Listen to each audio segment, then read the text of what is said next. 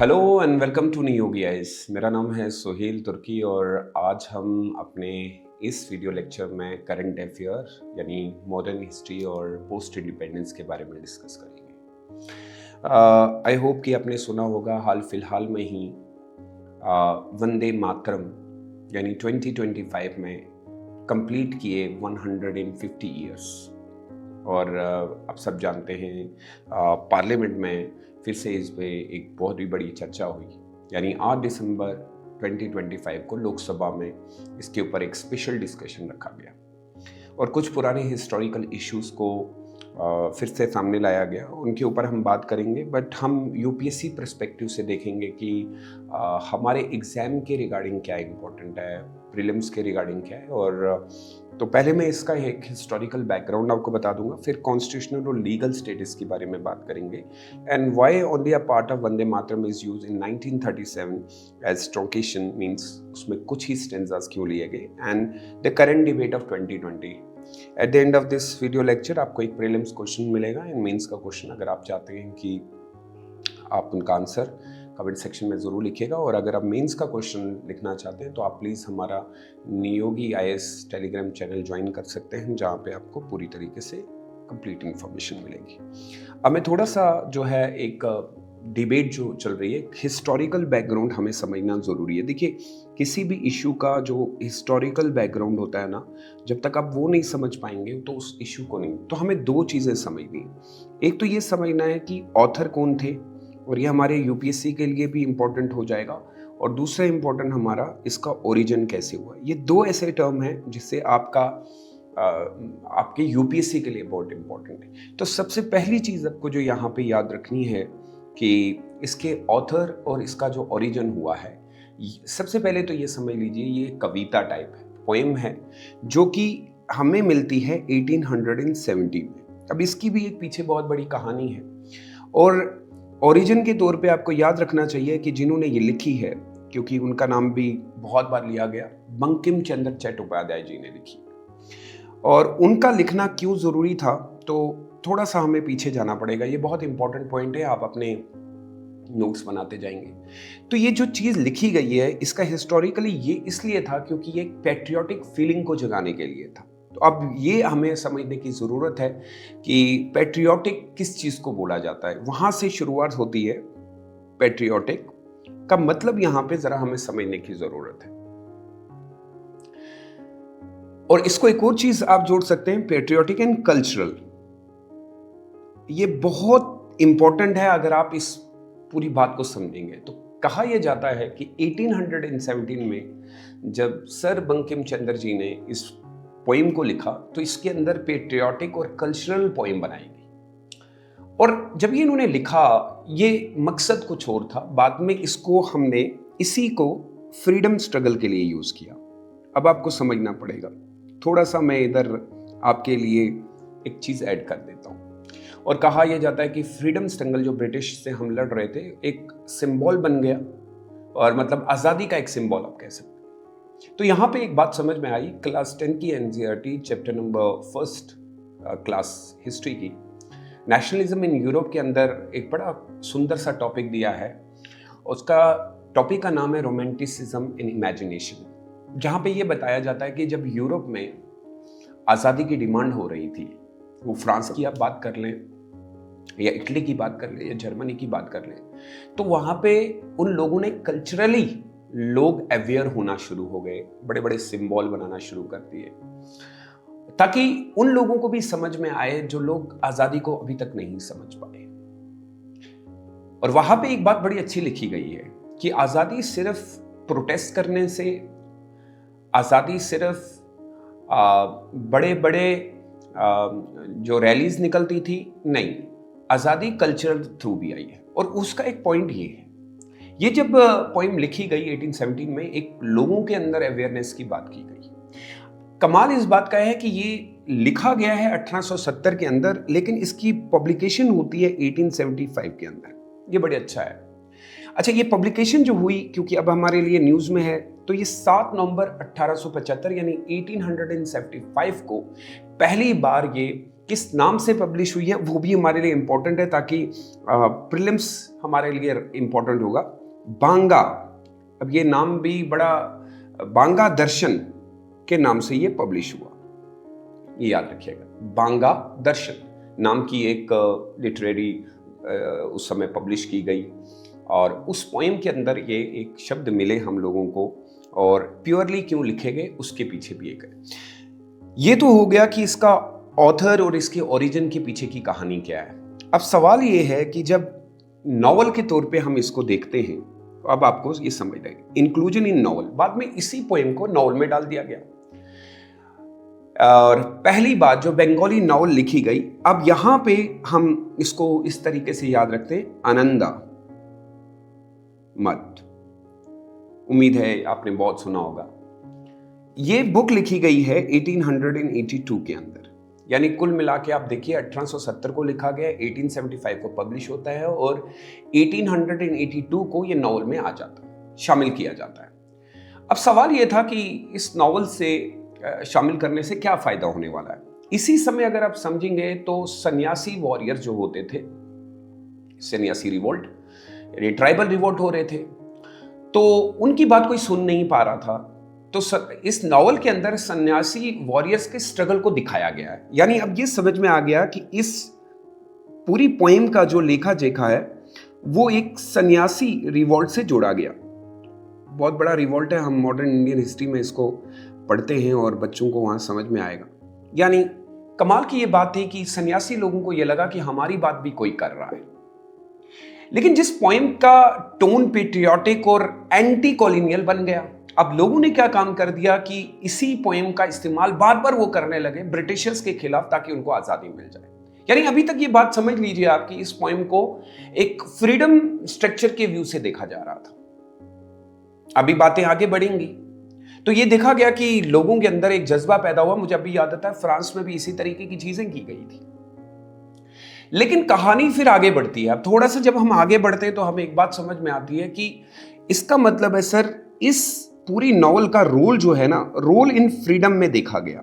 जो अभी अभी हाल फिलहाल में ही बातें हो रही हैं उसमें आप ये समझ लीजिए, ये जो फ्रीडम की बात की गई है उसके अंदर एक अलग सी चीज दी गई है। आप ये पोएम को नोट करते हैं, धीरे धीरे, मैं कह रहा हूं ग्रेजुअली, बहुत सडनली नहीं हुआ। पोएम धीरे धीरे एक भाषा बन गई, एक आप ये कह सकते हैं कि एक अटूट अंग बन गया। फ्रीडम फाइटर जितने भी थे ब्रिटिश के खिलाफ प्रोटेस्ट में इसको यूज करने लगे। तो आप ये कह सकते हैं कि एक फ्रीडम का सिंबल बनना शुरू हो गया। लेकिन अभी तक ये बात तय नहीं थी कि क्या ये जो कंसेप्ट है ये आगे जाके क्या रुख लेगा। अभी तक लोग समझ लीजिए इट्स एक तरह का इस सॉन्ग को गा के लोग ये दिखाते थे कि हम अंग्रेजों के गुलाम नहीं रहेंगे। कहानी ट्विस्ट होती है जब हमारे 1896 का टाइम आता है। यहां से अलग कहानी शुरू होती है इसकी। इस कहानी को 1896 में या इस पोएम को 1896 के अंदर जो नई पहचान मिली वो मिली रविंद्रनाथ टैगोर से। अब आपने नाम सुना होगा और इन्हीं को कल बहुत बार इनका नाम लिया गया और इन्होंने इसको एक ऐसी शेप दी जिससे इनका पूरा कंसेप्ट बदल गया। कहां पे? तो ये कोलकाता का सेशन है बेटा। अब ये याद रखना पड़ता है हमें, क्योंकि उस समय आपको याद होगा कि कांग्रेस के अलग अलग सेशन होते थे। कोलकाता में कांग्रेस सेशन में इसे पहली बार नेशनल फॉर्म पर गाकर प्रेजेंट किया गया। तो यहां पे आपकी क्रेडिट जो मिला कि इसको पूरी तरीके से अब ये समझ लीजिए, क्योंकि उस समय तो पहली बार इसको सॉन्ग की तरह गाया गया। अब आप ये समझ लीजिए। लेकिन अभी भी कुछ खास चीजें नहीं बदली। कहानी शुरू होती है 20th सेंचुरी की। इनिशियली 20th सेंचुरी के अंदर की शुरुआत तक ये पोएम एक नेशनल आइडेंटिटी और रेजिस्टेंस के तौर पे देखी गई, एक पावरफुल सिंबल बन चुका था। अब सवाल यहां है कि वंदे मातरम ने कॉलोनियल रूल के खिलाफ इंडियंस को इमोशनली और आइडियोलॉजिकली यूनाइट करने में बहुत बड़ा रोल किया, और इसके अंदर कोई दो राय नहीं है, कोई दो राय नहीं है। और आपको भी अपने आंसर में ये लिखना पड़ेगा कि वंदे मातरम ने ब्रिटिशर्स के खिलाफ इंडियंस को इमोशनली ज्वाइन किया है। मैंने फिर कहा कि बहुत बार जो लड़ाइयां लड़ी गई उसमें सिर्फ प्रोटेस्ट करना, ये सारी चीजों के अलावा भी बहुत सारी चीजें की गई। अब अगली चीज अगर आपको याद होगा, अब सवाल जो बना है वो बना है कॉन्स्टिट्यूशन का। अब आप समझ लीजिए, ये है कॉन्स्टिट्यूशन का पर्सपेक्टिव। कॉन्स्टिट्यूशन में आप क्या चीजें वो आपको समझना है। देखिए इसको कैसे एडॉप्ट किया गया, एडॉप्टेशन ऑफ नेशनल सॉन्ग। अब यहां पे आके कहानी थोड़ी सी चेंज हुई। अगर आप देखेंगे तो 24 जैन 1950 यानी आजादी के बाद 1950 की बात करते हैं, तब तक कहानी बहुत अलग हो चुकी थी। तो 1950 के अंदर 1950 कॉन्स्टिट्यूंट असेंबली में वंदे मातरम को नेशनल सॉन्ग डिक्लेयर कर दिया गया। तो यहां इसमें हमारा ये नेशनल सॉन्ग डिक्लेयर हो गया, यानी ये कह दिया गया कि, लेकिन उस वक्त प्रेसिडेंट राजेंद्र प्रसाद ने कहा कि इसे नेशनल एंथम जैसा इक्वल ऑनर दिया जाएगा। कहा, हुआ या नहीं वो एक अलग पॉइंट था। तो अब सवाल यह था कि इसकी रिलेशन नेशनल एंथम से कैसे जुड़ेगी। भारत के नेशनल एंथम यानी कि जन गण मन, और जन गण मन में बहुत सारी चीजों को इंक्लूड किया गया। दोनों को समान दिया जाने पे एक बहुत बड़ी चर्चा हुई, लेकिन एंथम का प्रोटोकॉल लीगल बैकिंग से होता है। अब ये बात क्लियर कर लीजिए, दोनों का इज्जत समान देना जरूरी है, लेकिन एंथम का प्रोटोकॉल और लीगल बैकिंग सिर्फ नेशनल एंथम को मिला है और नेशनल एंथम के ही पास है, वहीं पे इस सॉन्ग को नहीं मिला। अब यहां रखिएगा कि ऐसा क्यों हुआ। कॉन्स्टिट्यूशनली अगर हम देखें तो धीरे धीरे कॉन्स्टिट्यूशन में कभी भी कहीं पे भी नेशनल सॉन्ग शब्द को मेंशन नहीं किया गया। वंदे मातरम को officially status constituent assembly resolution के थ्रू आता है, किसी आर्टिकल के थ्रू नहीं आता है। अब ये समझ लीजिएगा, वंदे मातरम का ऑफिशियल स्टेटस कॉन्स्टिट्यूंट असेंबली के रेजोल्यूशन के थ्रू आता है, किसी आर्टिकल के थ्रू तो नहीं है। ये भी क्लियर कर लीजिएगा। यानी वंदे मातरम एक नेशनल सिंबल है, पर इसका स्टेटस कॉन्स्टिट्यूशन के आर्टिकल में मेंशन नहीं है, बल्कि असेंबली को, आप ये कह सकते हैं कि असेंबली के डिसीजन से मिलता है, ये समझ लीजिए। लेकिन सवाल जो बहुत मुद्दे में है और चर्चा में है, वो कहानी शुरू होती है आपकी 1937 से। अब आप ये समझ लीजिए, ये वो दौर है जिसके बारे में बात की। तो कहा जाता है why only a part of Vande Mataram is used, क्यों हम खाली ऊपर के 2 स्टेंजास को यूज करते हैं। पूरी पोएम में काफी स्टेंजास है, लेकिन हमने सिर्फ 2 स्टेंजास को यूज किया है। अब ये समझना जरूरी है, ओरिजिनल वर्सेस एडॉप्टेशन वर्जन में पहले 2 स्टेंजास में देशभक्ति के बारे में यानी फ्रीडम स्ट्रगल के बारे में लिखा गया। अब मैंने अभी तक आपको कहा कि उस समय जो सॉन्ग को यूज किया गया वो तो सिर्फ फ्रीडम स्ट्रगल के लिए यूज किया गया, और उसके अंदर अगर आपको याद होगा जो पहले 2 स्टेंजास हैं, जो देशभक्ति है और जो मदरलैंड की तारीफ करते हैं। अब इसमें दूसरा पॉइंट है मदरलैंड। अब ये सारा समझ लीजिए, जो पहला है वो फ्रीडम है और मदरलैंड की तारीफ है। मदरलैंड की तारीफ है यानी कि मातृभूमि। तो बाकी स्टेंजास में क्या है? देशभक्ति और मदरलैंड की तारीफ है। बाकी स्टेंजास में क्या था? तो बाकी स्टेंजास में आता है हिंदू। अब ये वाला पॉइंट है जिसके ऊपर हिंदू गॉडेसेस। अब यहां पे हम लोग समझना है कि जो अगला स्टेंजा है वो हिंदू गॉडेसेस के ऊपर है, जैसे दुर्गा, शक्ति, रूप, रिचुअल्स, इसमें बहुत ज्यादा थे। क्योंकि ये ओरिजिनली हम जो बंकिम जी ने लिखी है उसके कॉन्टेक्स्ट को मिला के अगर देखें तो इसी तरीके से लिखी गई थी। अब सवाल यह था कि 1937 के अंदर हालात बहुत खराब थे। आप सब जानते हैं कि कम्युनलिज्म बहुत ज्यादा फैल चुका था। अब यहां पे आपको यह याद रखना है कि उस समय यह डर था कि कम्युनल वायलेंस ना फैले और रिलीजियस के तौर पे यह भी ना हो कि देश बढ़ जाए, क्योंकि अभी अटकलें लगाई जाती थी। तो कई मुसलमान ग्रुप और इंडियन मुस्लिम लीग यानी इंडियन मुस्लिम लीग ने उस समय, ये मैं उस समय का बात कर रहा हूं, ऑल इंडिया मुस्लिम लीग जिसके लीडरशिप जिन्ना हुआ करते थे, तो उन्होंने इधर मुद्दा ये उठाया कि ये जो सॉन्ग गाया गया है इसका रिलीजियस में, उन्होंने ये कह दिया कि ये हमारे रिलीजन के खिलाफ है। उन्होंने एतराज उठाया और उनका कहना था कि ये आइडल वर्शिप को प्रमोट कर रहा है, जो उनके धर्म का विद्रोह कर रहा है, और वो ये कह रहे हैं कि हमारे रिलीजन के हिसाब से ये नहीं होना चाहिए।